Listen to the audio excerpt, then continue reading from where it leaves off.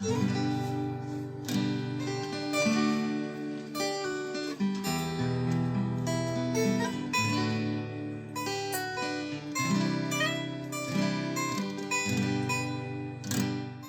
invito a que me acompañen en el Evangelio de Juan, capítulo 6. Vamos a leer dos versículos, el 60 y el 61. ¿Ya lo tienen? Dice la palabra de Dios, desde el versículo 60 del capítulo 6, dice: al oírlas, o sea, las palabras del Señor que estaba hablando, para no extenderme en la lectura de todo lo que está anteriormente, dice: al oírlas, muchos de sus discípulos dijeron: dura es esta palabra, ¿quién la puede oír? Sí, estamos ahí, 6:60. Sí, ¿verdad? Ok. Al oírlas, muchos de sus discípulos dijeron: dura es esta palabra, ¿quién la puede oír? Sabiendo Jesús en sí mismo que sus discípulos murmuraban de esto, les dijo: esto os ofende. Vamos a cerrar nuestros ojos y ayúdenme a orar para que el Señor me use en esta mañana, porque yo sé que ninguno de ustedes, creo yo que ninguno de ustedes vino a escuchar a un hombre. O sea, vinieron a escuchar palabra de Dios, ¿cierto? Entonces, oren al Señor, oremos todos al Señor para que no sea el hombre dando una palabra de hombre, sino sea Dios usando a este hombre, a este vaso. Amén, para que sea Él, para que escuchemos palabra de Dios y no de hombres. Dios, te damos gracias, mi Rey. Gracias, Dios, para mí es un privilegio estar en este lugar, Señor. En este santo lugar, Dios, donde se predica tu palabra, Señor. Yo te doy gracias, Señor, por la pastora Eloísa. Y te doy gracias por cada uno de mis hermanos, Dios, que está aquí presente. Te pido que bendigas cada una de sus vidas y que bendigas cada una de sus familias, Señor. Cada uno de los miembros de su núcleo familiar, Dios amado. Yo te pido también por mi vida, Dios. Yo te pido que me uses. Yo me presento delante de ti, Dios, como un vaso, pero no un vaso de oro, ni de plata, ni ningún metal precioso, Señor. Me presento delante de ti como un vaso de barro, porque la excelencia y el poder siempre serán tuyos, Señor. También me presento delante de ti, Dios, como un instrumento de tu poder. Úsame, Dios. Yo solamente soy un instrumento, Señor, una vasija. Úsame conforme a tu voluntad. Yo te pido, Dios, que le hables a estas tus ovejas, tu congregación, Señor, porque no le pertenecen a la pastora Eloísa, ni me pertenecen a mí, ni a ningún hombre sobre la tierra. Te pertenecen a ti, Señor. Y tú eres el que pones el alimento, Dios, en nuestras manos, para nosotros entonces repartirlos y darlos a tus ovejas, a tu rebaño. Así que, Señor, yo te pido que me uses grandemente en esta mañana. En el nombre poderoso de Jesús, todos dicen amén. Gloria le damos a Dios. Entonces, el tema o el título del mensaje de hoy es: el Evangelio, ¿te acomoda o te incomoda? Amén, porque estamos de pronto acostumbrados a escuchar un evangelio acomodado a la voluntad del hombre, ¿cierto? Y a veces no queremos ofender con lo que decimos. Y a veces nos cuidamos. Y a mí me pasó por mucho tiempo. Y era una pelea mía con Dios. Cada vez que me daba una palabra y yo decía: no, esa no, Señor. Dame otra, una más, una que anime a la gente, que anime a la congregación, que se sientan recontravendecidos. Es esa. Entonces, hemos estado acostumbrados a estar escuchando palabra que nos pechiche, que nos consienta, que nos mimen. Pero yo no sé, el Señor a mí siempre está haciendo eso conmigo, porque yo antes realmente predicaba otro evangelio. Y el Señor me enseñó a hablar su palabra. No importa si ofende. Aquí el Señor le dijo, le hizo una pregunta al final del último versículo que leímos, el 61, dice: esto los ofende.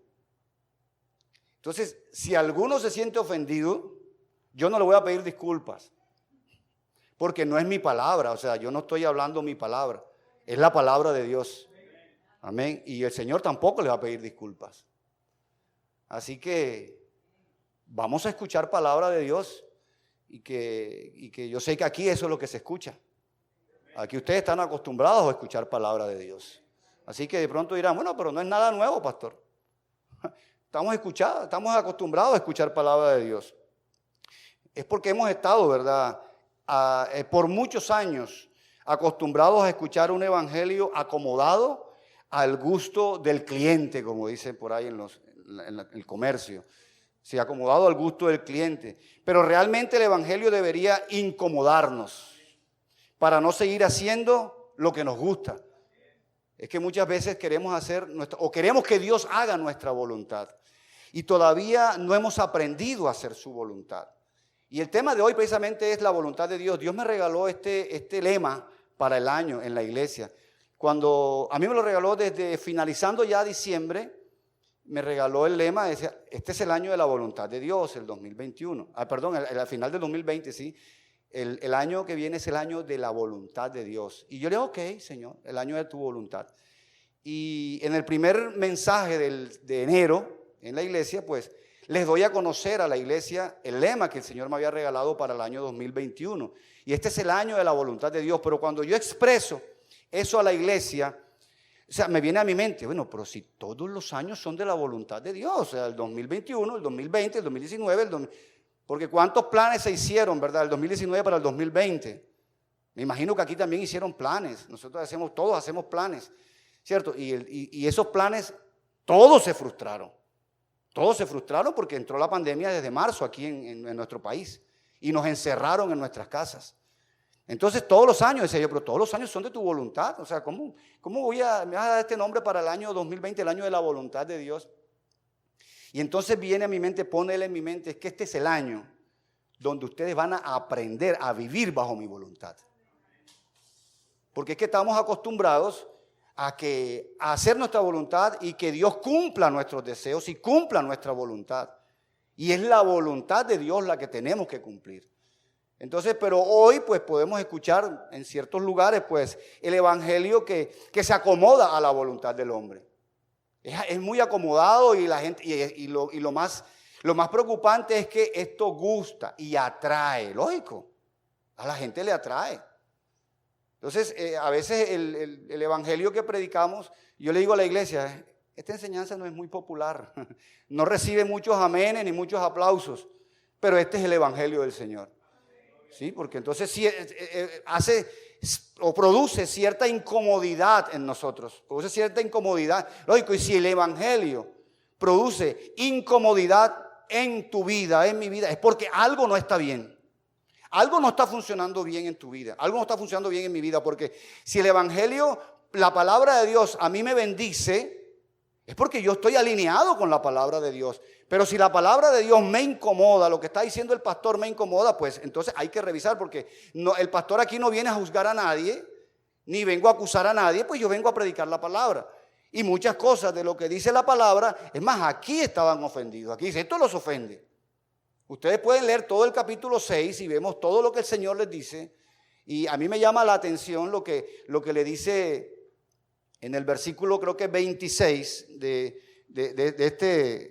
este capítulo.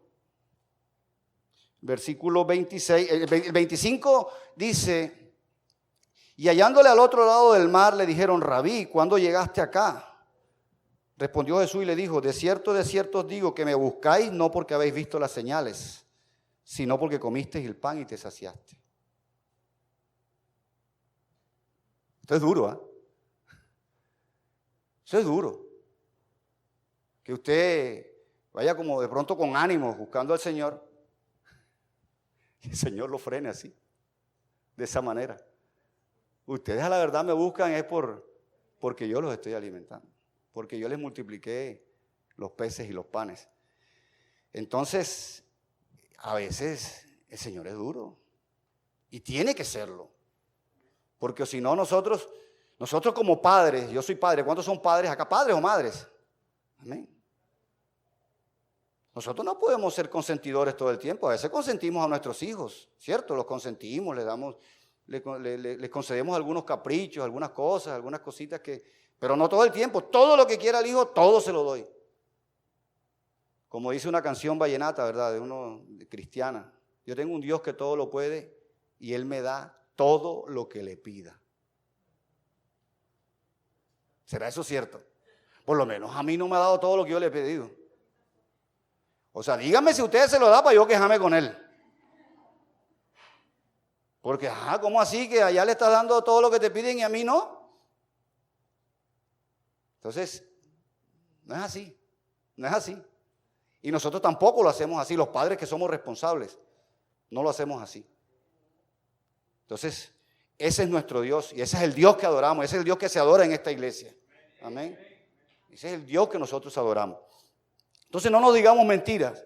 Al ser humano le gusta que le endulcen el oído con palabras suaves y agradables. Al ser humano le gusta. Le gusta es más, le gusta que lo aludan, que hablen bien de uno, al ser humano le gusta que lo traten bien. Esa es la naturaleza humana, ¿no? A usted no le gusta que lo traten mal. Pues así como no le gusta que lo traten mal, a mí tampoco me gusta que me traten mal, a mí me gusta que me traten con amor. Pero también nos gusta que nos endulcen el oído con palabras suaves. Entonces, si yo llego a una iglesia donde me dicen que pues yo voy a ser prosperado, bendecido, voy a andar en victoria y que voy a tener todo lo que anhelo, todo lo que deseo y todos mis sueños serán cumplidos en Dios, ahí me quedo. Esta es mi iglesia. Esta es mi iglesia, esto es lo que yo andaba buscando. Pero entonces si llegas a una iglesia y te confrontan con el pecado y como que piensas para venir la segunda vez. Se van como apaleados, como con moretones. Entonces lo piensan. No nos gusta que nos hablen con palabras muy fuertes, las cuales desnudan nuestros errores y nuestros pecados. Palabras fuertes, pero que desnudan nuestra condición. Palabra que no nos gusta, pero está desnudando la vida que llevas. O sea, te está diciendo, no vas bien, muchacho, no vas bien por ahí. Tienes que reconsiderar tu camino. Entonces, pero eso a veces no nos gusta, porque nos gusta que nos diga, vas bien, muchacho, vas bien. O sea, por ahí ese es el camino. Y así sea que vayas torcido, tranquilo, vas bien. En el camino se emparejan las cargas, no te preocupes. Eso es lo que nos gusta, pero cuando nos dicen, no vas bien, o sea, lo que estás haciendo no está bien. Entonces la gente se molesta porque tú le dices que no está bien. O es que el hijo tuyo cuando lo regañas, él se muere de la risa. Aquí es cuando mi papá me regaña así. Ya yo pasé esa etapa hace rato, ya mis hijos son mayores, casados, yo tengo nietos. Pero cuando lo hacía, pues eso no era de gozo. Dice que ninguna disciplina al comienzo es causa de gozo, pero después produce un fruto apacible, dice la palabra. Hoy nuestros hijos nos agradecen. Hoy nuestros hijos nos agradecen porque en un momento fuimos los peores padres. Fuimos los malos. Entonces en ese momento era la peor mamá y el peor papá. Pero hoy en día nos dicen, tengo al mejor papá del mundo. Eso sí me llena de orgullo. ¿Cierto? Pero reconocen que la disciplina les sirvió. Entonces nosotros nos sirve también la disciplina del Señor. No nos gusta que nos discipline, pero nosotros necesitamos disciplina de Dios. A todo lo largo de nuestra vida cristiana hemos venido acostumbrados a escuchar mensajes motivadores, mensajes que exalten nuestro ego, mensajes centrados en el hombre y no en Dios. Hemos estado escuchando mensajes que exaltan al hombre, que motivan al hombre, que ponen al hombre, o sea, tú eres esto y tú eres aquello y exaltan al hombre, pero nosotros vinimos aquí a exaltar a Dios, no a nosotros. Estos los podemos catalogar como mensajes humanistas, los cuales exaltan al ser humano diciéndole, tú eres grande, tú eres un campeón, tú puedes solo, tú tienes poder, etcétera. Estamos acostumbrados, hay muchas personas que tienen este tipo. Entonces, ¿qué pasa? Que tú escuchas eso y dices, claro, yo soy un campeón, todo lo puedo en Cristo que me fortalece. Entonces nos acostumbramos a escuchar ese tipo de mensajes y una vez yo escuché un mensaje tremendo, o sea, yo decía, wow, pero qué imaginación, a veces uno tiene una imaginación tremenda. Entonces decía el predicador, alguien que esté así en bachillerato me recuerda, ¿cuántos espermatozoides es que salen del hombre? ¿Cuántos espermatozoides? ¿Cuántos millones? Son un poco de millones. O sea, de esos tantos millones, él sabía cuántos millones eran, yo pues lo supe cuando estaba estudiando en bachillerato y ahora no sé. Mira, de todos esos millones de espermatozoides que salieron de tu padre, hubo uno solo que fecundó el óvulo de tu madre. Y ese fuiste tú. Ese semen, ese es el campeón. Tú eres un campeón. Y yo, wow, cuánta imaginación, ¿verdad? para decirme que soy un campeón, porque ese semen que ganó, ese esperma que ganó la carrera, a ese poco de millones que dejé atrás, ese soy yo. Ese soy yo. Soy un campeón. Entonces que sale uno ahí, yo soy un campeón. El campeón es Cristo, que o sea, nadie ha hecho lo que hizo Él. Él fue a por nosotros a morir por toda la humanidad. Ese es el verdadero campeón. Ese es el que se merece toda la gloria, toda la honra, toda la exaltación, toda la alabanza. Todo eso lo merece. Es Él el que se merece todo eso. Entonces no, pero nos las dan a nosotros. La gloria de Él, entonces la queremos para nosotros. La gloria es para Él, siempre será para Él. Pero el hombre quiere tomarse la gloria para Él. Mira lo que dice Lucas capítulo 17, para que nosotros aterricemos. Vamos a ver esta historia en Lucas capítulo 17, del versículo 7 en adelante, para que aterricemos y veamos quiénes somos realmente.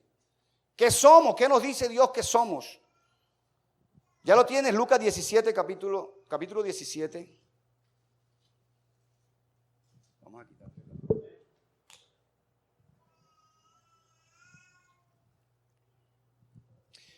Yo tengo que mantenerme tomando agua porque cuando yo comencé, me permiten hago un paréntesis, cuando yo comencé el ministerio pastoral, inmediatamente, el enemigo trató de dejarme mudo. O sea, me salió un pólipo en una de las dos cuerdas vocales y empecé a hablar difónico. Y yo dije, bueno, a mí hasta me gustaba estar difónico, sentía la voz diferente, voz así como romántica. Sí, pero yo a veces me ponía difónico y bueno, eso me duraba un día. Lo que duró una difonía, un día, 2 días. Pero pasaron un día, 2 días, 3 días, una semana, un mes y nada, yo seguía difónico y duré casi un año difónico. Ya cuando iba llegando al año ya no se me entendía casi lo que hablaba. Y entonces me tuve que someter a una cirugía y me quitaron el pólipo que tenía ahí, era una gotica de sangre. Y para mí fue un milagro, o sea, para mí no fue como me dijeron, que tú contaste con suerte, que te operó un buen médico. Yo conozco muchas personas que han sido operadas de cuerdas vocales que o quedaron mudos o lo que hablan no se les entiende. Conozco personas. Entonces me decía, era una fonoaudióloga que me dijo, contaste con suerte. Y yo no conté con suerte. Yo tengo un Dios poderoso que tenía un propósito conmigo y no iba a permitir que el enemigo me dejara mudo. Amén. Entonces siempre me quedé acostumbrado, no es porque lo necesite, no, me quedé acostumbrado. Entonces en las terapias de fonoaudiología, o sea, tienes que tomar agua cada 5 minutos. Entonces yo me quedé acostumbrado, después yo fui operado, ya quedé bien, pero quedé acostumbrado a seguir tomando agua a cada rato. Entonces refresco las cuerdas vocales. Ok, cierro el paréntesis. Dice Lucas 17, versículo 7. Para que aterricemos, te traigo este pasaje para que aterricemos. Dice, ¿quién de vosotros, dice el Señor, le está contando esta parábola, dice, ¿quién de vosotros, teniendo un siervo que ara o apacienta ganado, al volver él del campo, luego le dice, pasa, siéntate a la mesa? O sea, ¿quién de ustedes tiene un siervo que lo tiene trabajando en el campo, arriando ganado, cuidando ovejas, cortando monte, cultivando? Cuando él viene a la casa, ya cuando terminó su jornada, el patrón le dice, ven, siéntate a la mesa y come conmigo. Le hace la pregunta. Entonces, él mismo le dice, no le dice más bien, prepárame la cena, cíñete y sírveme hasta que haya comido y bebido. Y después de esto, come y bebe tú. ¿Acaso da gracias al siervo porque hizo lo que se le había mandado? ¿Cierto que no? Pienso que no, dice el mismo Señor. Esto lo está diciendo el Señor, dice, pienso que no. Nosotros de pronto nos acostumbramos, ¿verdad? A que cuando alguien te sirve, uno va a restaurantes y bueno, te sirve un mesero y pues al mesero le están pagando y yo igual estoy pagando, ¿cierto? Y tú dices, bueno, porque tengo que darle gracias. Si él está haciendo su trabajo, yo estoy pagando. Pero nosotros acostumbramos a darle gracias a la persona. Pero aquí dice, ¿acaso tú le dices al siervo, ven, siéntate aquí, o le das gracias porque hizo lo que le correspondía hacer? Y dice él, pienso que no. O sea, para que nos bajemos de la nube, que esos somos nosotros los siervos. Pues vamos a ver qué tipo de siervos. Dice, así también vosotros, cuando hayáis hecho todo lo que os ha sido ordenado, decid, siervos inútiles somos. Pues lo que debíamos hacer, hicimos. Entonces, hay veces que hacemos y entonces por alguna circunstancia Dios se glorifica. Dios se glorifica en lo que yo estoy hablando, Dios se glorifica en medio de este culto, Dios se glorifica y entonces yo pienso, boté la bola de jonrón.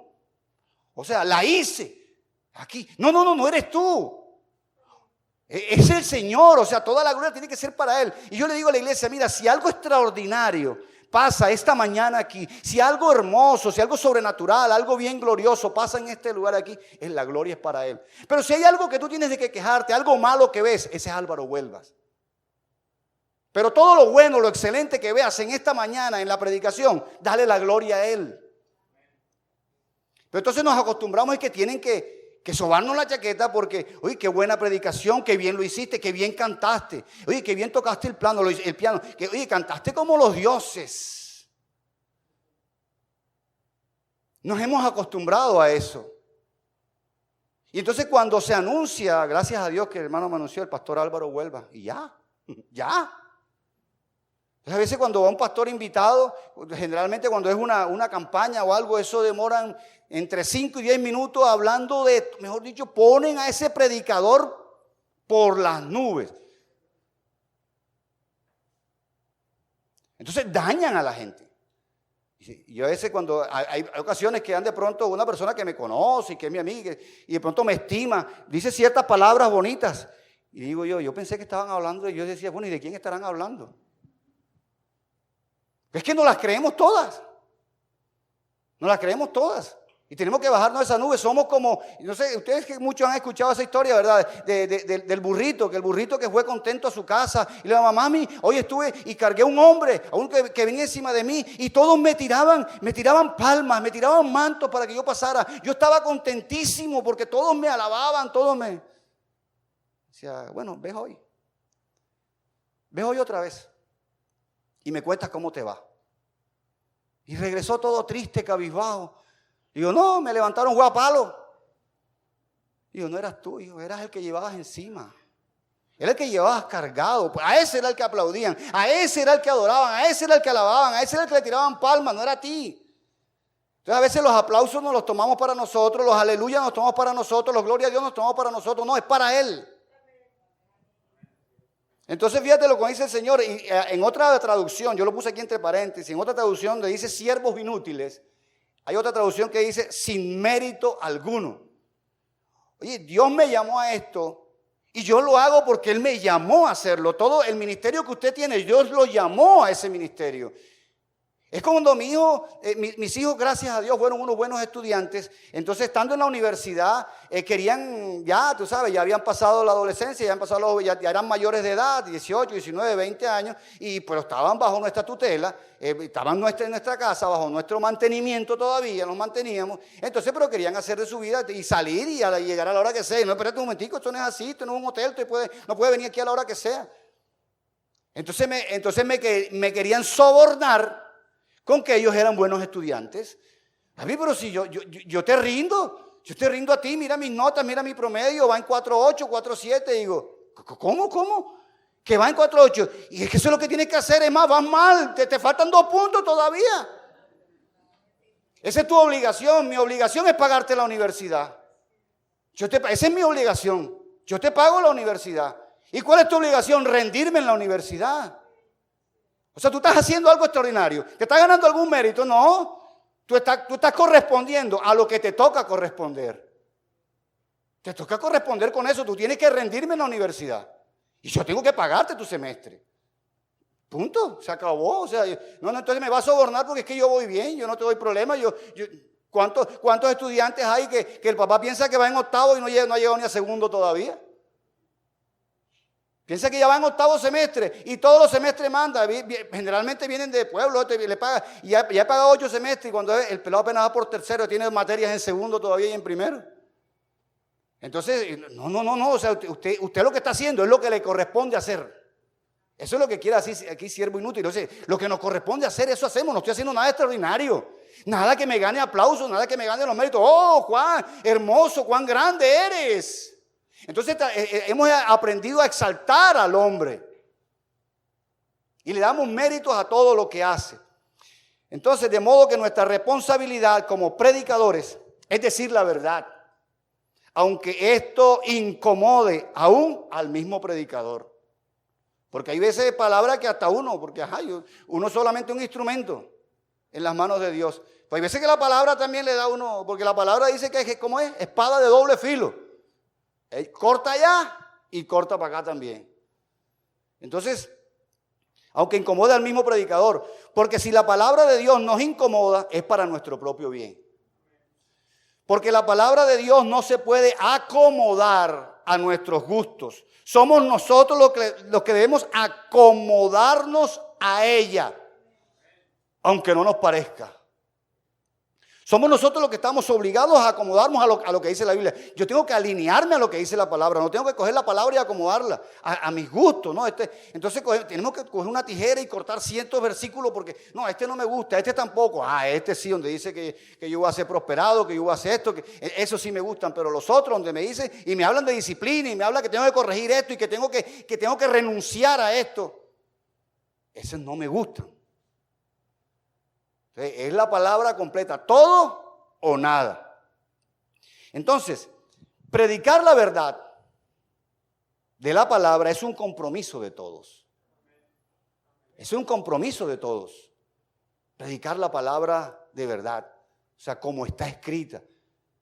No acomodarla. Yo antes padecía, sufría con esto. Yo tenía un pasaje que era de pronto muy fuerte y trataba como de acomodarlo, como de maquillarlo, como que de hacerlo suave, como suavizarlo, tú sabes, para que la gente... No, y a mí el Señor me quitó eso. Ya no me importa si no le gusta, porque si no le gusta no es a mí. O sea, te disgusta no es conmigo. O sea, tu disgusto ya no tiene que ser conmigo, tu disgusto pues es con Dios, porque la palabra es de Él y no mía. Entonces Dios nos ha encomendado su palabra y los que la predicamos debemos hacerlo con mucha responsabilidad. O sea, pararse aquí, toda persona que se para en este lugar o que lo hace pues por las redes o como quiera que lo haga usted, si usted predica la palabra es una gran responsabilidad. Digo, Señor, enseñar la palabra es una tremenda, es un privilegio, eso sí, es un privilegio, pero es una gran responsabilidad porque es que estamos expuestos a cometer errores. Entonces yo vengo y enseño un error a toda la congregación. Entonces, ¿qué pasa? Que ese error de pronto le gustó a la gente. Entonces, ¿qué hace la gente? Lo replica. Entonces ya replicaron un error. Y a la que va y lo escucha también coge y lo replica. Entonces, ¿qué estamos haciendo? Llenando de error. Esta es una gran responsabilidad, predicar la palabra de Dios. No es coger y venir aquí a contar una historia, una historieta, una fábula. Que si se ríen bien, si les gusta bien, si no también, pero no, es palabra de Dios. Aquí se enseña la palabra y es una gran responsabilidad. Por eso yo admiro, ¿verdad? Y los admiro a ustedes de verdad.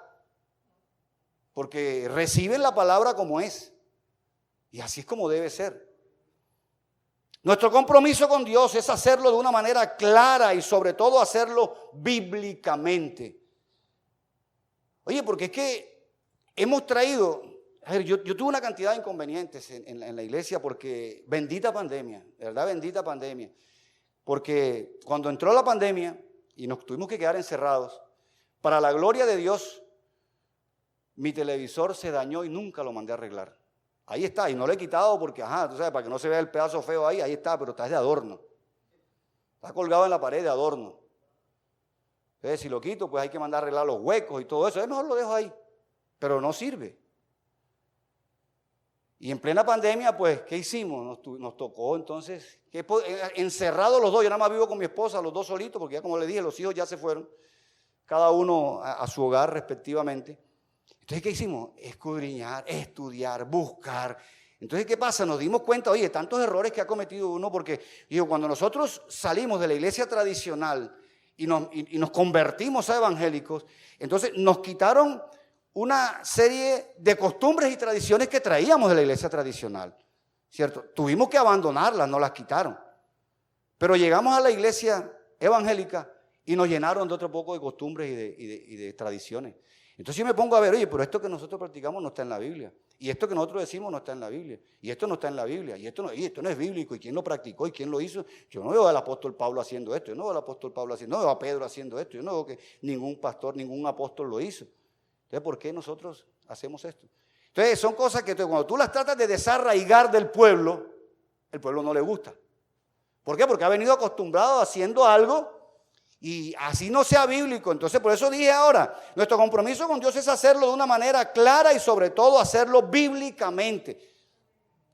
Entonces, ¿qué pasa? Que hasta malinterpretan. Como yo le he dicho a la congregación, vea, las personas que predican acá, a los ministros que están allá, a los líderes que también predican en la iglesia, yo les he hecho la aclaración, usted no me venga a predicar aquí de sueños, ni de visiones, ni de tales revelaciones, predique de la Biblia. Entonces, han dicho, no, el pastor no cree en sueños. Y yo, ven acá, ¿cuándo he dicho yo que no creo en sueños? Si la palabra dice que Dios también nos habla por sueños, o sea, nos muestra cosas por sueños. Pero entonces hay gente que viene con una de esas revelaciones donde vienen las sectas. De esas revelaciones donde vienen las sectas. Usted ve todo el tiempo que le reveló el ángel tal. A la otra le reveló no sé quién. Entonces sacan sus propios escritos y sus propias doctrinas de una revelación. ¿Revelación de quién? De Dios, dicen ellos. Aparentemente. Entonces, tenemos que tener cuidado con las visiones, con las revelaciones, con los sueños. No, si hay tanto de qué predicar aquí. O sea, esto es inagotable. Esto es inagotable. Aquí esto no se va. Yo llevo 10 años predicando. Ya no encuentro qué predicar. No, siempre vamos a encontrar cosas que predicar. Siempre vamos a tener temas que predicar. Y nos vamos a esta tierra. Se nos acaban los años y todavía no hemos predicado ni el 5% de lo que está aquí. Entonces yo le he dicho, no me predique de sueños ni de... Predique la palabra de Dios, lo que está en la Biblia. Yo le digo allá, la Biblia, esto es como las páginas amarillas. No sé si algunos jóvenes dirán, bueno, ¿y qué serán las páginas amarillas? Los que son adultos sí saben que son las páginas amarillas. El lema de las páginas amarillas, que si no está en las páginas amarillas, ¿cómo dice el resto? No existe. Bueno, esos sí son los más viejitos, los que se saben el lema. Los jóvenes no saben qué es eso, ni de qué estoy hablando. Entonces así es esto. Si no está en la Biblia, no existe. O sea, no me hable de eso, porque usted va a sacar conjeturas y cosas, conceptos y opiniones. Yo no doy opiniones, yo aquí no doy opiniones. Y si doy alguna opinión, digo, es mi opinión personal, para hacer claridad que no es palabra de Dios. Es mi opinión personal. Pero entonces aquí no venimos a predicar de opiniones ni de mis conceptos, sino de la palabra de Dios. Es nuestro deber como predicadores de la palabra ser fieles a ella en toda nuestra enseñanza. Toda nuestra enseñanza tiene que estar centrada en la Biblia. Tenemos que ser fieles a la palabra. Y esto es lo que tenemos que hacer.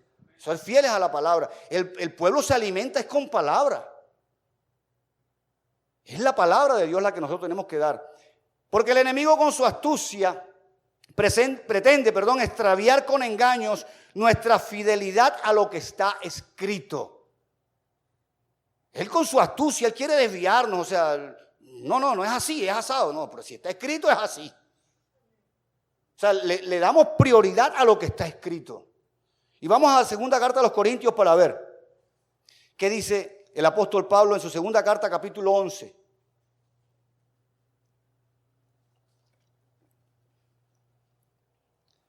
Porque a mí me gusta siempre lo que estoy hablando, pues, confrontarlo con la Biblia, ¿no? Sustentarlo con la Biblia. Segunda a los Corintios 11, 2 y 3. Dice, porque os celo con celo de Dios, pues os he desposado con un solo esposo para presentaros como una virgen pura a Cristo.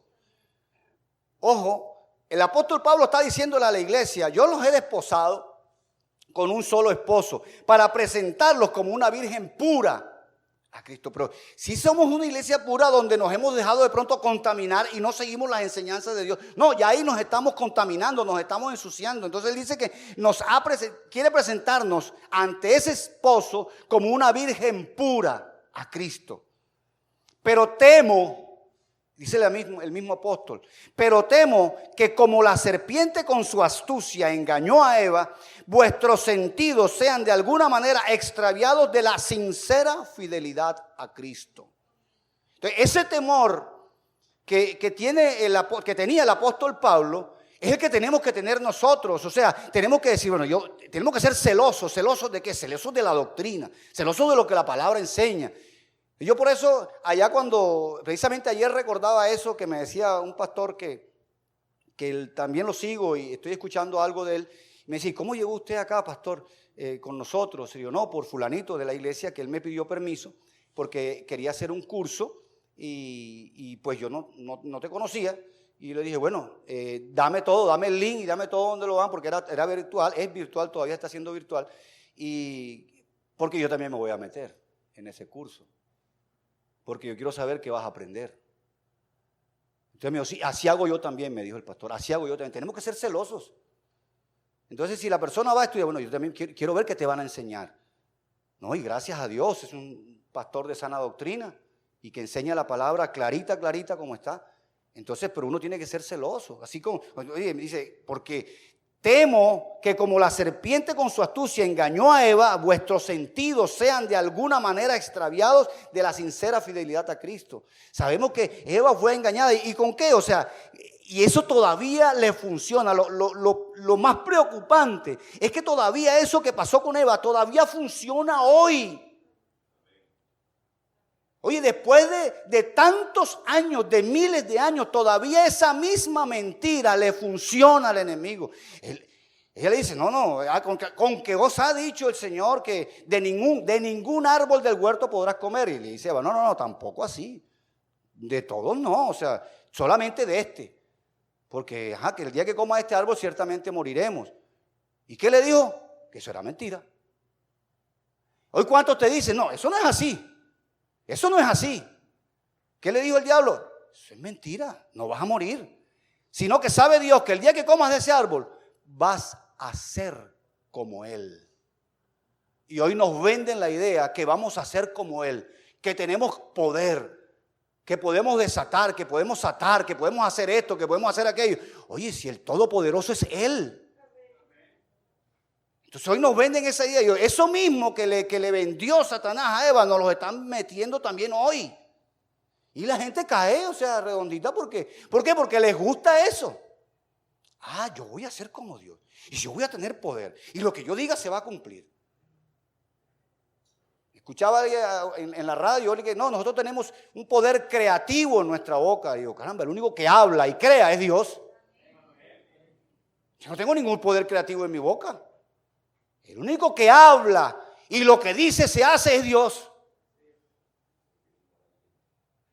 Que el mal aliento. Eso sí, ya es otra cosa. Entonces, en ninguna manera podemos desechar o desestimar lo que dice la palabra.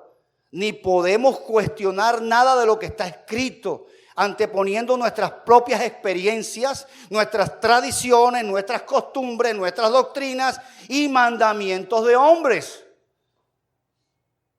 Hemos venido acostumbrados entonces en la iglesia cristiana a estar cumpliendo con dogmas, con costumbres, con tradiciones, con doctrinas y mandamientos de hombres. ¿Por qué? Porque, oye, si yo llevo una iglesia y no conozco el evangelio, ¿qué pasa? Porque yo creo todo lo que está diciendo el pastor. Se supone que él está ahí, está puesto por Dios y una persona que sabe mucho. Y todo lo que diga yo me lo trago. Pero ahorita vamos a ver cuál es el consejo que nos da Dios en este asunto. Entonces es la palabra la que debe prevalecer ante cualquier otra enseñanza. Venga de quien venga. De lo contrario estaremos tropezando con la palabra y siendo desobedientes. No importa de quién venga la palabra, tenemos que buscarle la veracidad a lo que está diciendo. Lo que yo estoy diciendo aquí, usted tiene pues que confrontarlo con la palabra. Tampoco es que cree todo lo que yo estoy diciendo. No. Tiene que confrontarlo con la palabra. ¿Qué dice el apóstol Pedro en su primera carta? Vamos a Primera de Pedro capítulo 2, versículos 6 al 8. Primera carta de Pedro dice, el versículo 6. Por lo cual también contiene la escritura.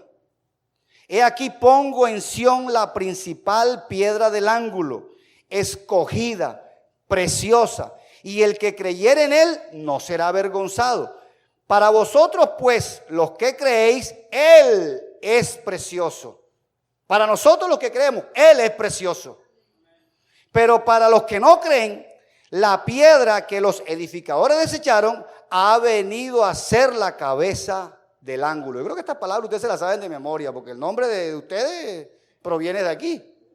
Entonces, esta palabra no es nueva para ustedes. Dice, y piedra de tropiezo y roca que hace caer, porque tropiezan en la palabra. ¿Dónde tropiezan? En la palabra, siendo desobedientes, a lo cual fueron también destinados. Entonces hay mucha gente que tropieza con la palabra. Esto no me gusta. Entonces la gente es selectiva. No, esto me gusta, esto no me gusta. No, esto ni lo leo. No, ni me lo digan, ni me lo cuente. No quiero saberlo. Entonces somos selectivos con la palabra. Esta sí, esta no, esta sí, esta no, esta me gusta, esta no. No, esa palabra dura, no, a mí no vengas con esa palabra. Dame palabra que me bendiga, que me diga que voy a ser prosperado, que voy a tener casa, que voy a tener carro, que voy a tener esto, que voy a tener aquello. Eso es lo que quiero que me digas. Y de hecho hoy en día las profecías son así. O sea, todas las profecías que se dan hoy en día, los profetas, ¿qué son? De bienestar. Y usted ve los profetas en el Antiguo Testamento que eran una tremenda profecía. No eran vas a tener casa, carro y beca. Pero hoy todas las profecías son de eso. Digo, oye, no profetizan nada, sino todo es bendición. Todo es bendición. Y la persona anda desbaratada, pero no, Dios te va a bendecir. Y anda en pecado y tiene su amante y tiene su... Pero no, Dios te va a bendecir. Dios tiene para ti esto y tiene para ti esto y tiene para ti esto. Dios te dice así. Entonces, pero cuando decimos una palabra dura, eso no atrae, eso no es popular. Otro punto que quiero tratar es que es de humanos equivocarse, pero es de necios permanecer en el error. Entonces nosotros escuchamos de pronto algo que después comprobamos porque, oye, todos tenemos que llegar pues a estudiar y a escudriñar la palabra. Yo siempre le digo a la iglesia, no lean la Biblia, no la lean, estúdiela, medítela, medite en ella. Y después que la lea, que la estudie, que la escudriñe, que la medite, practíquela. Porque si no, no sirve de nada. Si usted no practica lo que lee, lo que sabe, no está haciendo nada. Yo le digo a la iglesia, oye, usted no se preocupe. Hay gente que bueno, es neófita y no conoce, está empezando, no conoce mucho y a veces se desespera porque ay, yo no sé nada, me sé algunas cositas de la palabra, no sé mucho. Digo, no se preocupe por lo que no sabe de la Biblia. Estudie, sí, y trate de aprender y de conocer más. Pero no se preocupe por lo que no sabe. Preocúpese por lo que sabe y no aplica. Eso sí le debe preocupar. No se preocupe por lo que no conozca. Trate, intente conocerlo. Pero preocúpese y bastante por lo que usted sí conoce de la Biblia. Usted sí sabe de lo que Dios dice y no lo practica. Eso sí debe preocuparnos. Entonces, a través de la historia conocemos a personas, pueblos y naciones que en el nombre de Dios hacen cosas atroces. ¿Cierto? Como la tal guerra santa y pues todos le adjudican a Dios y hay veces personas, no, que Dios me dijo y Dios esto. Y entonces hay cosas que conocemos, ¿verdad? Otros inclusive son con sus ritos, misticismo, tradiciones o costumbres. Lo que hacen, o sea, ellos practican estas cosas. Ellos creen y dicen que lo que hacen, lo hacen para Dios. Es que ese es el error. Lo que usted conoce y usted conoce en la iglesia, ¿usted para quién lo hace? Si usted aprendió algo en la iglesia, así sea un error, y usted lo practica, ¿usted para quién lo hace? ¿Para qué cree que lo está haciendo? ¿Para Dios? Usted aprende algo en la iglesia que se lo enseñaron y es un error. ¿Usted cree que lo está haciendo para Dios? Entonces tenemos como ejemplo, ¿verdad?, el caso del pueblo de Israel en el monte Sinaí. Y yo quiero que vayamos allá a Éxodo capítulo 32. Vamos a ver este ejemplo que ellos pensaban que estaban haciendo esto para Dios. Éxodo capítulo 32.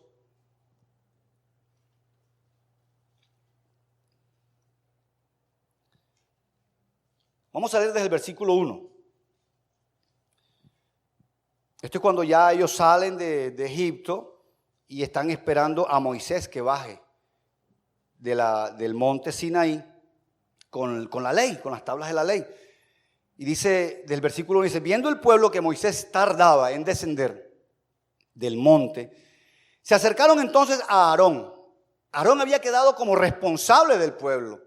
Había quedado como un líder encargado. Él era el sacerdote, entre otras cosas.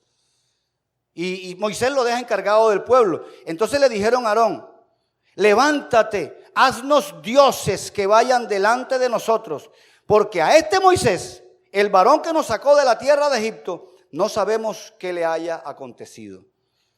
Y Aarón les dijo, oye, Aarón pues, oye, aguántense ahí, o sea, aguanten el viaje, esperemos. Es lo que le correspondía decir a Aarón. Pero no, ¿qué les dijo? Apartar los zarcillos. Oye, ni parecía, pero fue que lo presionaron, insistieron. Él ahí enseguida cayó redondito. Apartar los zarcillos de oro que están en las orejas de vuestras mujeres, de vuestros hijos y de vuestras hijas, y traédmelos. Entonces todo el pueblo apartó los zarcillos de oro que tenían en sus orejas y los trajeron a Aarón.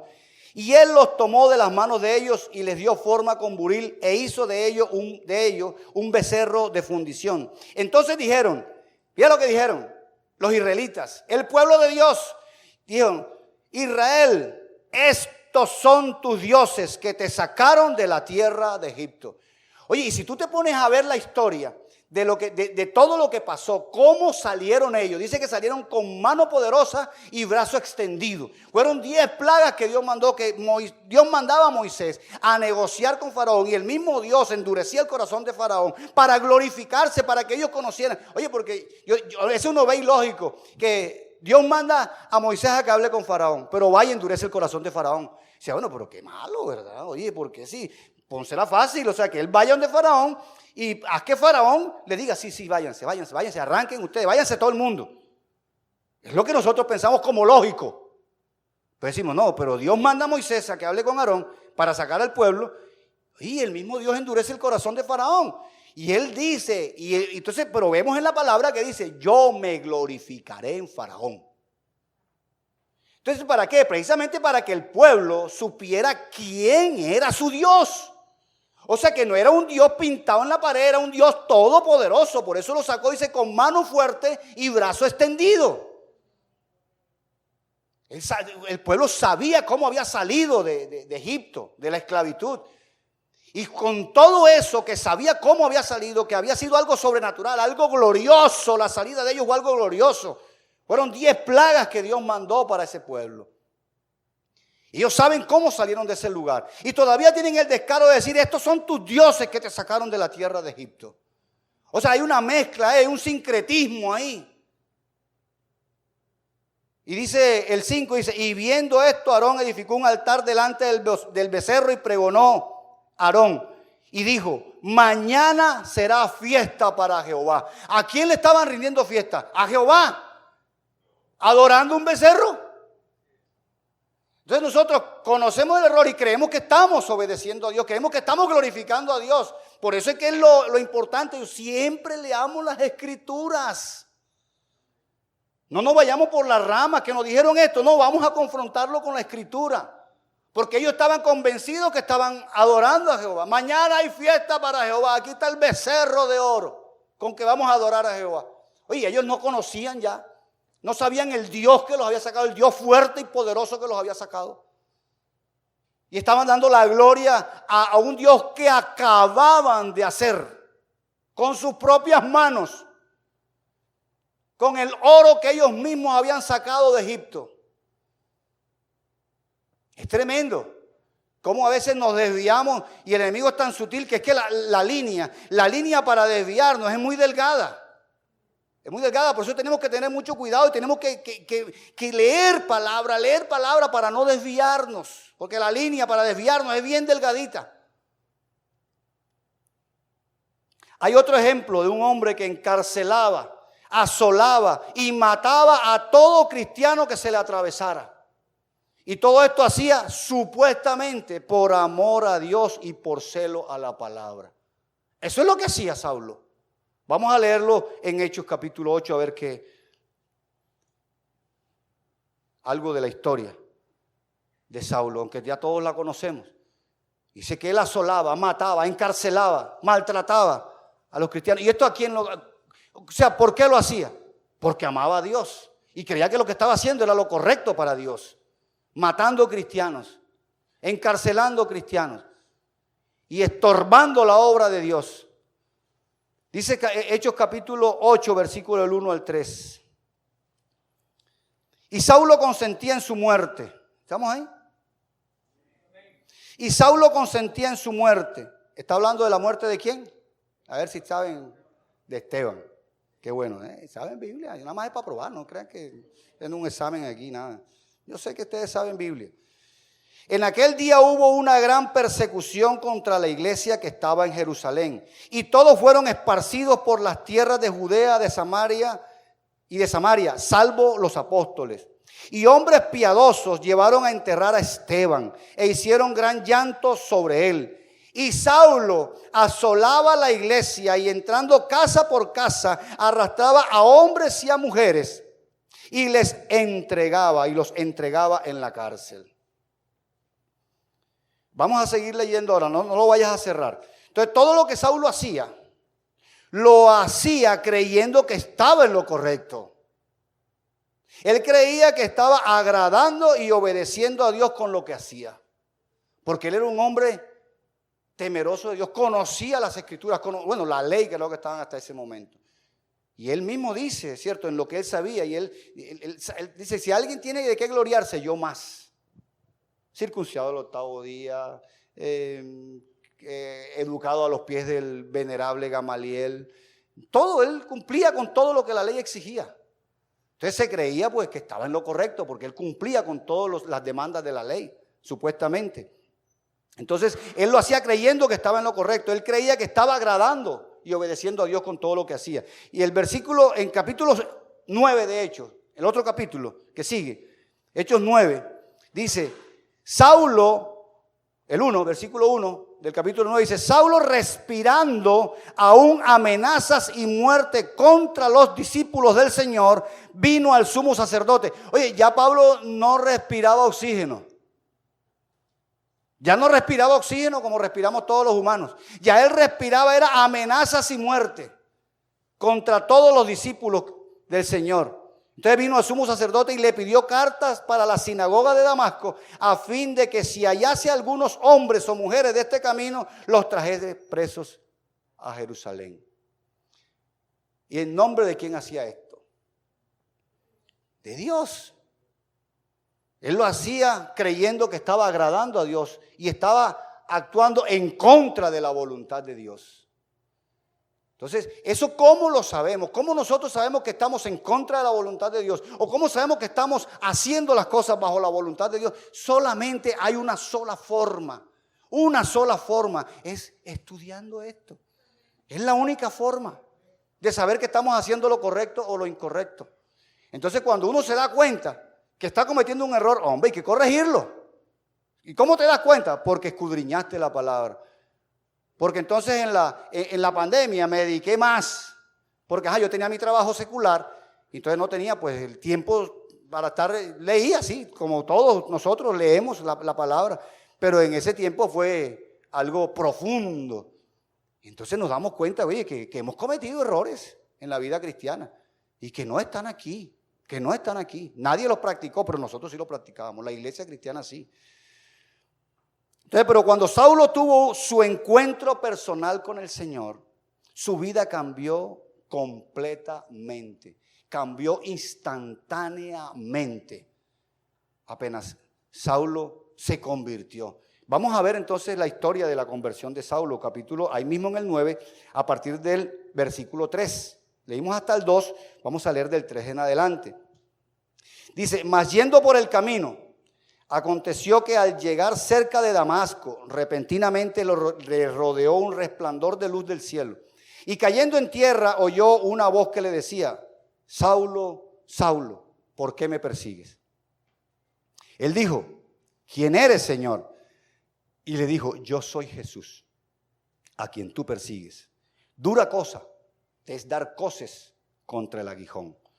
Coces son patadas, así como los da la mula, así, coces son patadas. Hago la aclaración, yo me imagino, pastor, yo sé. A veces uno no sabe, de pronto, yo cuando no sé cuántas personas han venido y no son conocedoras, hay que aclarar siempre. Dice, él temblando y temeroso dijo, Señor, ¿qué quieres que yo haga? Enseguida, reconoció la voz de Dios. ¿Qué quieres que yo haga? Y el Señor le dijo, levántate y entra en la ciudad y se te dirá lo que debes hacer. Y los hombres que iban con Saulo se pararon atónitos, oyendo a la verdad la voz, mas sin ver a nadie. Entonces Saulo se levantó de tierra y abriendo los ojos no veía a nadie. Así que llevándole por la mano le metieron en Damasco, donde estuvo 3 días sin ver y no comió ni bebió. Había entonces en Damasco un discípulo llamado Ananías, a quien el Señor dijo en visión: Ananías. Y él respondió: heme aquí, Señor. Y el Señor le dijo: levántate y ve a la calle que se llama Derecha y busca en casa de Judas a uno llamado Saulo de Tarso, porque he aquí él ora. Y ha visto en visión a un varón llamado Ananías que entra y le pone las manos encima para que recobre la vista. A mí cuando yo leo esto me recuerda que hay gente que siempre usa el nombre de Dios para todo. Y Dios me dijo, y Dios me mostró, y Dios me habló. Digo, caramba, es que hablan con Dios. Y es que Dios sí le digo, y Dios, a mí, ¿por qué no me dice tantas cosas? Hay gente que todo me dijo, Dios me dijo esto. Y yo decía, Señor, pero tú, ¿por qué no le muestras a otra persona? Siempre le muestras a mí. Entonces llegaban algún hermano a contarme sus penurias y que estaba atravesando una situación y esto y aquello.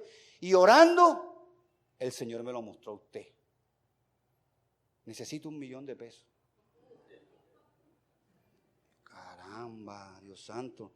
Yo decía entre mí, Señor, ¿y por qué no siempre le muestra? Y ya no era la primera, siempre el uno y el otro y el otro. Y siempre el Señor les mostraba era a mí. Y Señor, ¿por qué no le muestras a otro? Entonces yo, siempre que leo esto me acuerdo. Y le digo, a Dios te lo mostró. Vamos a esperar que me lo muestre a mí también. Porque a Saulo le mostró que Ananías venía y le imponía las manos. Y fue donde Ananías y le dijo, ve y llega donde Saulo, impone las manos para que recobre la vista. Se lo mostró a Ananías y se lo mostró a Saulo. Entonces cuando alguien viene a mí, no, espera que Dios me lo muestre, porque a mí no me ha mostrado nada todavía. Cuando Dios me lo diga, pues hablamos. Yo te llamo y hablamos. Sí, Señor. Dios me mostró y me dijo que te diera ese dinero. Y si ya no hay tu tía, hay que dárselo, porque ya Dios te dijo. Pero fíjate que Dios le habla a ambos. Entonces Ananías respondió, Señor, he oído de muchos acerca de este hombre, cuántos males ha hecho a tus santos en Jerusalén. Y aún aquí tiene autoridad de los principales sacerdotes para prender a todos los que invocan tu nombre. El Señor le dijo, ve, porque instrumento escogido me es este, para llevar mi nombre en presencia de los gentiles y de reyes y de los hijos de Israel. Porque yo le mostraré cuánto le es necesario padecer por mi nombre. Quiero detenerme un momentito y vamos a seguir la lectura. Por eso es que el título de este mensaje, ¿verdad? Es ¿el evangelio te acomoda o te incomoda? El llamado de Saulo aquí, donde le dice, me es necesario, este hombre, es necesario padecer por mi nombre. Ve porque instrumento escogido me es este. Y yo le voy a mostrar cuánto le es necesario padecer por mi nombre. Hoy vendemos un evangelio. Ven y pare de sufrir. Ven a Cristo y no sufras más. Y entonces tomamos las escrituras para decir que Dios quiere una vida abundante para ti, una vida de bendiciones. Entonces tomamos donde dice Juan 10:10, dice que el ladrón no vino sino para hurtar, matar y destruir, pero yo he venido para darles vida y vida en abundancia. Entonces pensamos que es una vida en abundancia ahora. No, es la vida eterna la que Él te quiere dar. Esa es la vida en abundancia que Él te quiere dar. Ahora, Dios no murió para que tú tengas todo aquí en la tierra. Dios no murió para que tú seas feliz. Dios no murió para que no, Dios murió para darte vida eterna. O es que la muerte de Él es para que tuviéramos cosas materiales. Las cosas materiales son añadiduras de Dios. Pero ¿Él murió por la salvación o no? Ese es el objetivo de la muerte de Jesús. ¿Y por qué me miran entonces tan raro? Ay, que Dios no bendice, pastor. Claro que bendice. Claro que bendice. Y Él conoce nuestras necesidades. Él conoce nuestras necesidades. Él sabe de qué tenemos necesidad. Ahora, por eso no vamos a dejar de orar. Tenemos que orar al Señor. Y Dios nos bendice y suple tus necesidades. Pero pensamos y decimos que Él murió para que yo viva una vida abundante aquí. No, Él no murió para eso. Él no murió para eso. Él murió para darnos salvación. Su sangre nos lava del pecado. Nos limpia del pecado para darnos salvación y vida eterna. Entonces pensamos que no, que Él murió. Él vino para darnos vida en abundancia, sí, pero vida eterna. Esa es la verdadera vida en abundancia, pero no, la vida en abundancia aquí entonces es el carro, la casa, los bienes materiales. No, eso son añadiduras. Mateo 6:33, ¿qué dice? Mas buscad primeramente el reino de Dios y su justicia, y todas las demás cosas, ¿qué va a pasar? Serán añadidas. Así de sencillo. ¿Qué tenemos que hacer? Buscar a Dios. Buscar a Dios, no al pagadiario, a Dios. Y todas las demás cosas serán añadidas. Pero entonces creemos que no, que Él murió para que yo viva aquí en una hamaca a la orilla del mar con un coco frío.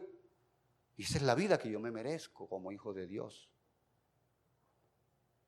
No, aquí le dijo a Pablo, le mandó a decir, ve porque instrumento escogido me es este. Yo le voy a mostrar que le es necesario padecer por mi causa. Entonces nosotros no queremos padecer. Nosotros no queremos padecer. Y eso fue lo que Dios nos ofreció. Dios no nos ofreció carro, casa y beca. Nos ofreció una cruz.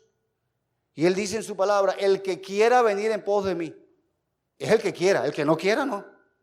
Si usted no quiere, si no le gusta ese programa, usted puede decir, no voy.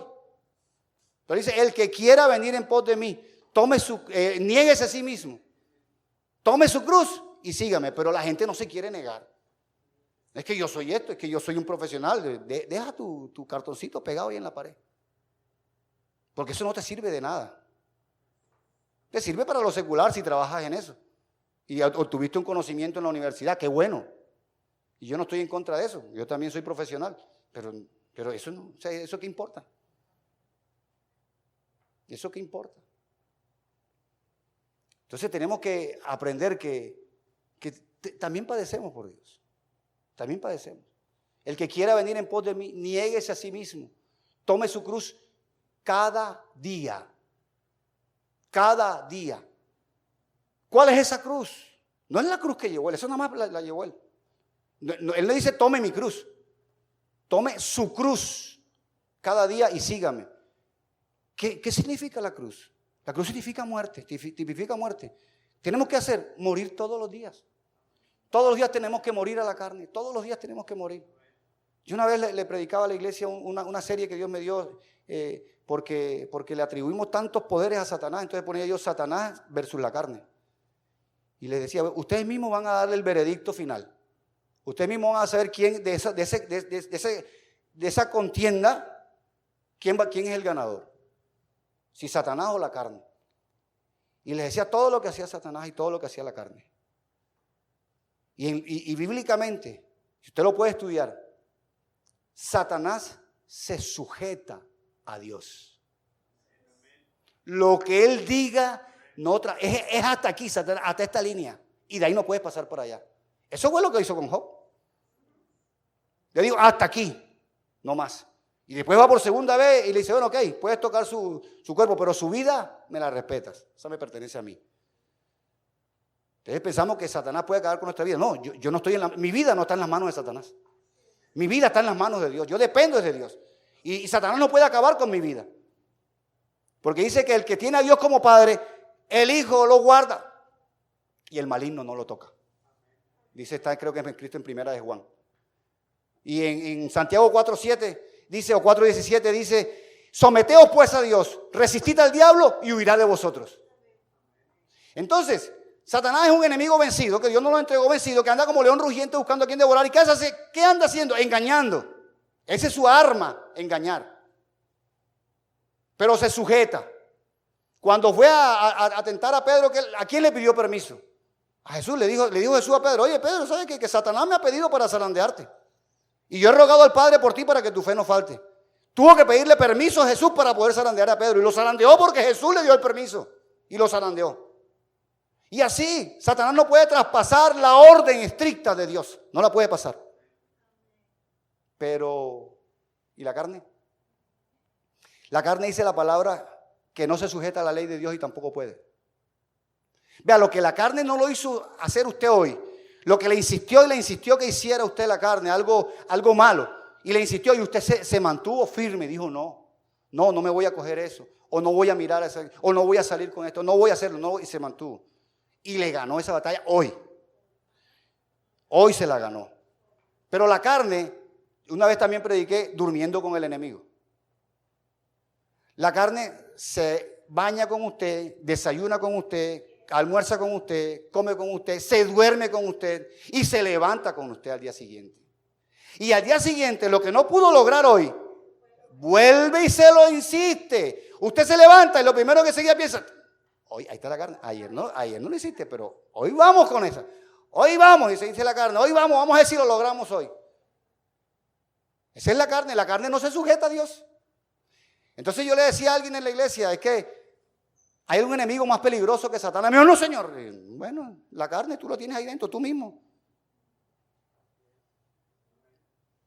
Entonces, no, la palabra es clara, dice que someteos, pues la gente, yo siempre le escucho decir este versículo, resistid al diablo y huirá de vosotros. Resistid. No, pero es que el versículo no dice eso.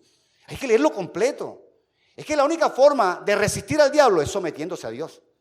Si tú no te sometes a Dios, no resistes a Satanás. El versículo completo de Santiago 4 es: someteos pues a Dios, resistid al diablo y huirá de vosotros. Y primera de Juan, que dice: el que tiene a Dios como padre, su hijo le guarda y el maligno no lo toca. Y si a mí me dice la palabra que si Cristo me guarda, el maligno no me toca, no me toca. No me toca. Y la única forma de que me pueda tocar es que Él se lo permita. Seguimos. Dice, fue entonces, el Señor le dijo, bueno, ok, le mostraré que es necesario padecer por mi nombre. Fue entonces Ananías, para que vea lo que dice la Biblia. Nos pone a padecer. La Biblia dice que nosotros vamos a padecer. En este mundo, que dice Juan 16:33, en este mundo tendréis aflicción, pero confiad, yo he vencido al mundo. Dice el 17, fue entonces Ananías y entró en la casa y poniendo sobre él las manos dijo: hermano Saulo, el Señor Jesús que se te apareció en el camino por donde venías, me ha enviado para que recibas la vista y seas lleno del Espíritu Santo. Y al momento le cayeron de los ojos como escamas y recibió al instante la vista, y levantándose fue bautizado. Y habiendo tomado alimento recobró fuerzas, y estuvo Saulo por algunos días con sus discípulos que estaban en Damasco. Entonces vemos cómo Saulo se convierte inmediatamente. Entonces Saulo entonces cambió inmediatamente su discurso. Se dio cuenta de su error en el que había estado sumergido por mucho tiempo y enderezó su rumbo. Ahí dice el versículo 20, vamos al versículo 20, de ahí mismo del capítulo 9. Dice, enseguida predicaba a Cristo. ¿Cómo dice su Biblia? Enseguida predicaba a Cristo. Enseguida cambió el discurso. Él venía, tenía una vida recta según él, porque él se catalogaba como una persona recta. Y era una persona muy inteligente, tenía muchos logros, muchos títulos y muchos estudios. Y dice, enseguida predicaba a Cristo en las sinagogas diciendo que este era el Hijo de Dios. Y todos los que le oían estaban atónitos y decían, ¿no es este el que asolaba en Jerusalén a los que invocaban este nombre? Y a eso vino acá para llevarlos presos ante los principales sacerdotes. ¿No es este mismo que...? Y ahora resulta que después de ser un perseguidor, ahora entonces está predicando a ese que él perseguía. Eso está como raro. Ahora, ¿cuál debe ser, verdad, nuestra actitud al escuchar algo que de pronto nunca antes habíamos escuchado? Lo cual puede resultar nuevo para nosotros, pero no para la palabra, porque siempre ha estado ahí escrito. Entonces, a veces piensan, no, eso es una nueva doctrina. No, porque siempre ha estado aquí. Lo que pasa es que uno estudia y trata entonces de limpiar, ¿verdad? Quitar todo eso que ha estado contaminando nuestra vida, que no es bíblico. Pues tenemos que desecharlo. Nuestro deber es verificar con las Escrituras que todo lo que escuchamos sea cierto. Es decir, que sea completamente bíblico. Eso es lo que tenemos que hacer. Hay un ejemplo en las Escrituras que yo siempre se lo cito a la iglesia. Tenemos que ser como los hermanos de Berea. Tenemos que ser como los hermanos de Berea. Y vamos a leer en Hechos capítulo 17, versículo 10.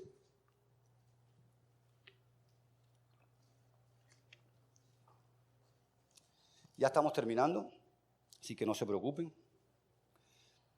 Dice el versículo 10 del capítulo 17 de Hechos. Inmediatamente los hermanos enviaron de noche a Pablo y a Silas hasta Berea. Y ellos habiendo llegado entraron en la sinagoga de los judíos. Y estos eran más nobles que los que estaban en Tesalónica, pues recibieron la palabra con toda solicitud. Hay gente, hago un paréntesis aquí un momentico, hay gente que está escuchando la palabra y no le gusta. No le gusta porque está atacando su creencia, lo que ha creído toda la vida, pero se lo estás demostrando con la palabra. Entonces no recibe la palabra con solicitud, sino que me dice, y cierran los oídos y eso no me gusta y no quiero escucharlo porque eso que está diciendo el pastor no me gusta. No, los debería, dice la Biblia, no yo, la Biblia, que escuchaban la palabra, ¿cómo la escuchaban? Con solicitud, diligentemente. Escuchaban la palabra con solicitud. Atentos a lo que decía Pablo. Ellos no era que confiaran en lo que decía Pablo. Ellos sabían quién era Pablo. Pero ellos escuchaban la palabra. Vamos a ver qué nos va a decir Pablo. Entonces, así tenemos que escuchar la palabra con solicitud. Después usted vaya y verifique lo que hacían ellos. Escuchaban la palabra con toda solicitud, escudriñando cada día las escrituras para ver si estas cosas eran así. Eso es lo que tenemos que hacer. Usted, lo que yo le estoy diciendo, usted tiene que escudriñar las escrituras y ver si lo que yo he dicho es así o es mentira. Y no, el pastor que invitaron pues vino aquí a decir un poco de mentira. Bueno, usted tiene que verificar con la Biblia. Tenemos que acostumbrarnos a verificar con la Biblia. Así que creyeron muchos de ellos y mujeres griegas de distinción y no pocos hombres. El versículo 11 en la Nueva Traducción Viviente, quiero leértelo. Los de Berea tenían una mentalidad más abierta que los de Tesalónica, dice la nueva Traducción Viviente. Los de Berea tenían una mentalidad más abierta que los de Tesalónica y escucharon con entusiasmo el mensaje de Pablo.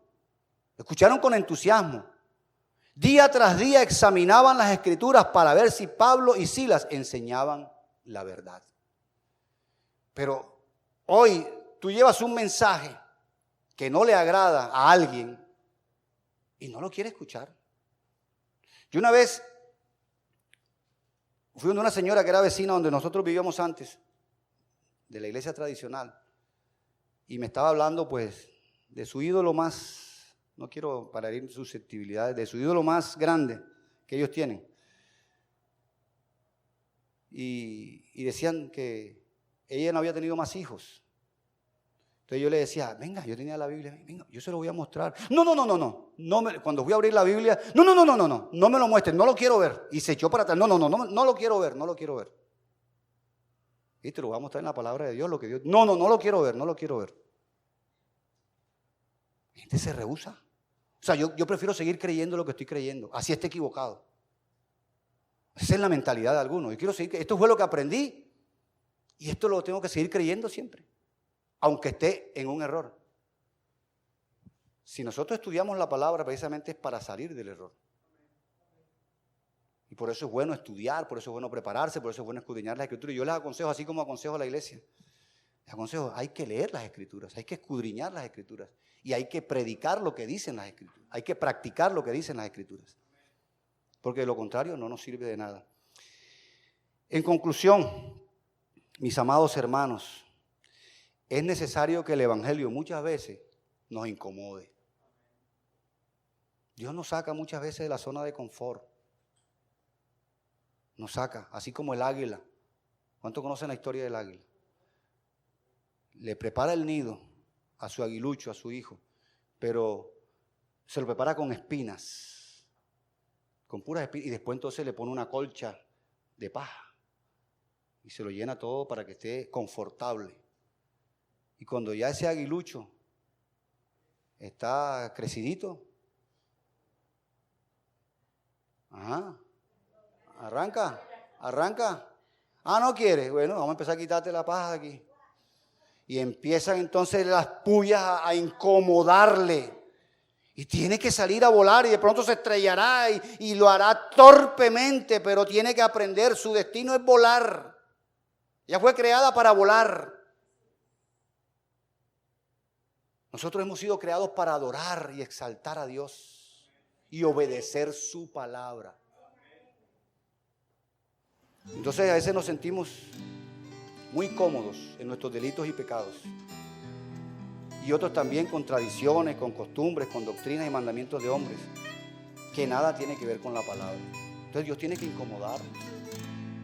Tiene que incomodarnos para que veamos, para que seamos iluminados por la verdad.